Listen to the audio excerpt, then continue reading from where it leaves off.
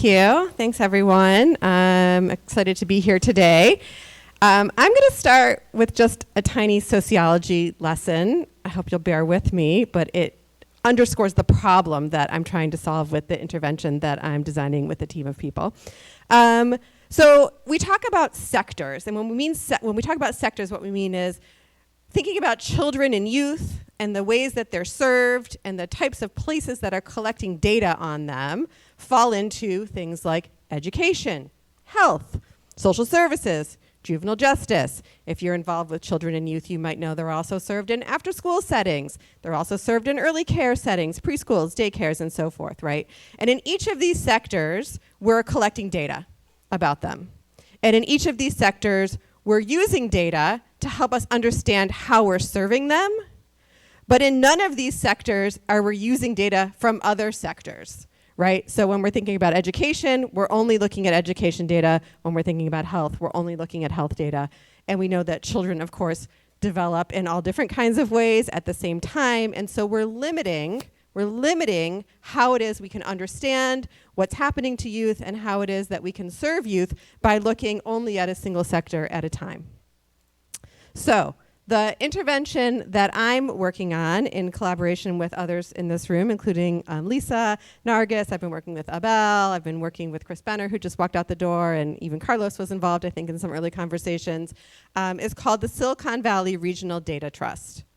The Silicon Valley Regional Data Trust is a collaboration between UC Santa Cruz and public agencies in 3 counties, Santa Cruz, San Mateo, and Santa Clara, to support interagency collaboration in service of improved outcomes for children and youth in the region.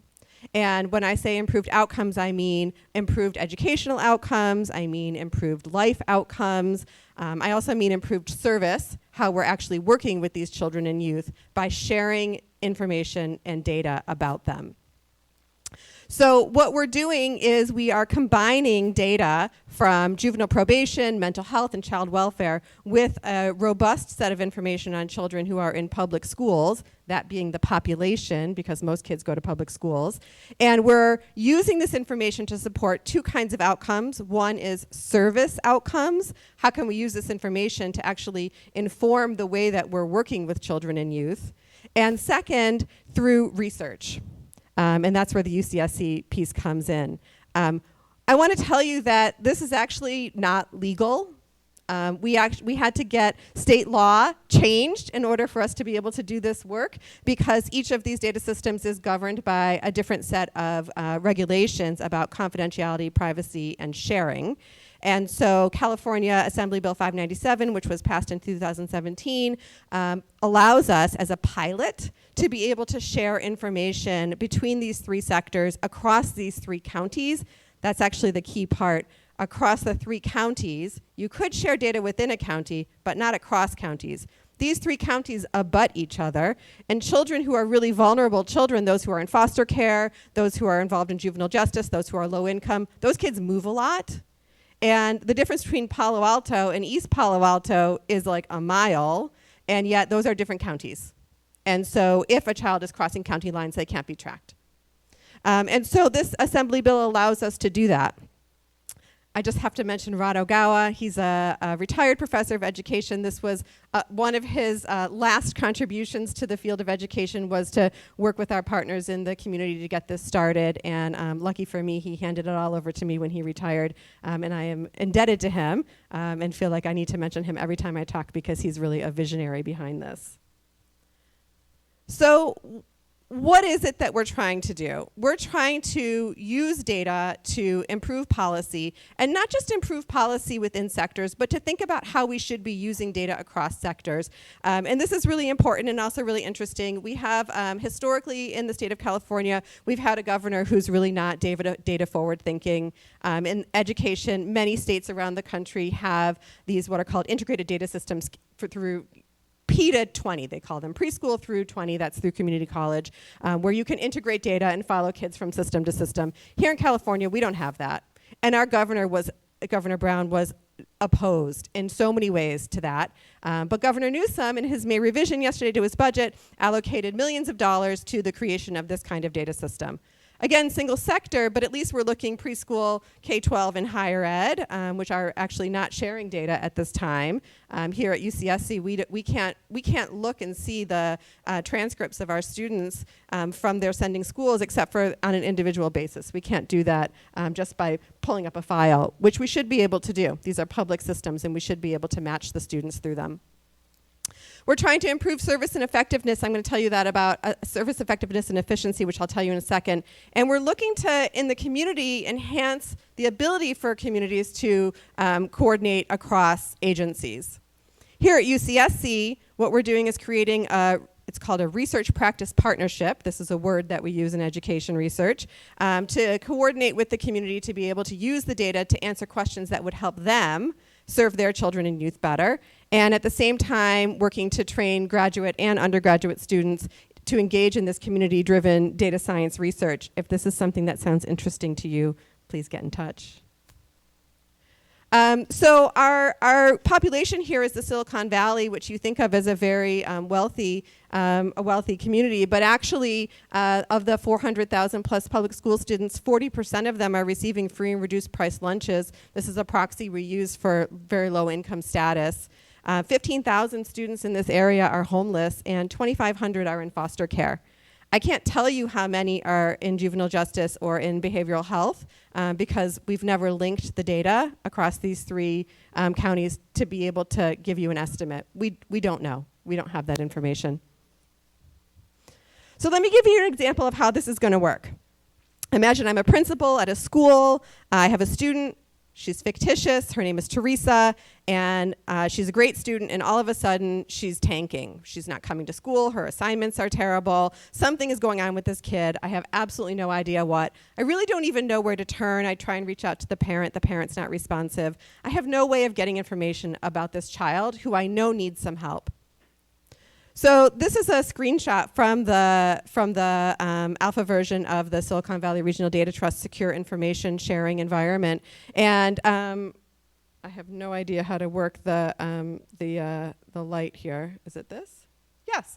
Okay. So what you can see here is Teresa Jones. Here's her student ID. We have a consent process that has to be followed, and then we can plug it in. This is just like searching for a restaurant on your phone, right? You plug it in. You say, is this child known to any of these systems? And lo and behold, she's known to child welfare. Those are the people who would put her in foster care and then manage her case while she's in there. Is she known to the system? Yes, they know her. Does she have an open case? Yes, she's currently being served. Who is her case officer? This person, Kathy. Look, there's her phone number, and there is her email address, and all of a sudden, as a principal, information has been provided to me that I could never have thought to find before. And now I can call, and I can actually coordinate with this person.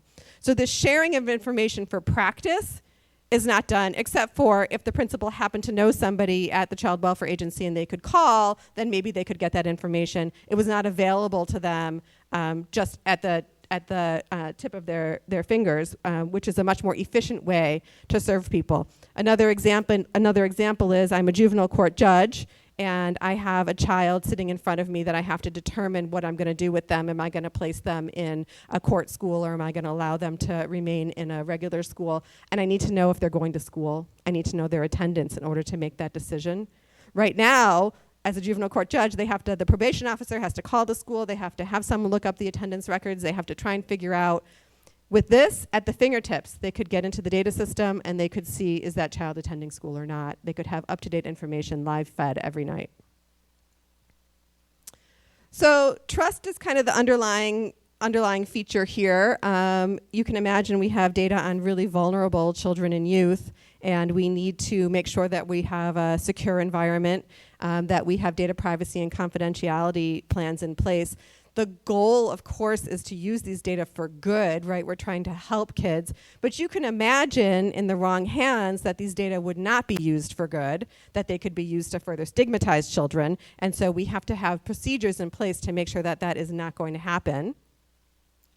And as I said, there are legal challenges here. These are data systems governed by different confidentiality and consent laws. There's also technical challenges. These data do not share common identifiers. They're collected in completely different ways. Everyone has their own way of filing cases and ID numbers, and there is no shared information. Children could be with a typo. Teresa Jones could have an H in her name, and then am I supposed to know if it's the same Teresa Jones or not? So that's a real complication that our technical team is working on. So in terms of research, what are we hoping to do here at UCSC? We have a three-pronged approach to research. One is, this is an intervention. It's an intervention in the community to be able to access data that you didn't currently have access to. How is this intervention being used? Is it helpful? In what ways is it helpful? Who's using it? For what purposes? Toward what ends? So that's the first set of questions. The second set of questions are about the community-engaged research itself. How can we use these combined data systems in order to answer questions that couldn't previously be answered? So for instance, we had a research working group meeting and somebody brought up the question of absenteeism. We know that kids are absent. They can be chronically absent, missing 20 or more days of the school year. We don't know a whole lot about why they're absent. We know that it's a problem when they're absent. Their grades are lower and they're more likely to drop out. And especially for the very youngest children, the highest rates of absenteeism are actually among kindergartners. So what's going on in those families? Can we use these data to help us understand what's going on in these families? Yes, we can. And then the third area of research is the kinds of work that Lisa might do, or Nargis or Abel Rodriguez might do, thinking about the data systems themselves and what they can tell us. So for instance, one question that comes up a lot is, how do you match across these data systems? How do you figure out if it's the same child? What's the margin of error you're willing to tolerate when you're doing that? So the idea here is a cycle of inquiry, policy, practice, and research that they feed into each other in an ongoing way. The data system is not yet implemented, so I don't have answers for you on how it's going to work. We're aiming to implement in our first county by September of this year, so fingers crossed that it actually goes through. It's actually harder than you might think to get counties who are really, really invested in this work to actually flip the switch and say, okay, we're ready to go. It's been a long 5+ year process trying to get to this point. But I have fantastic partners. Here are some of them, and I would welcome any of your questions.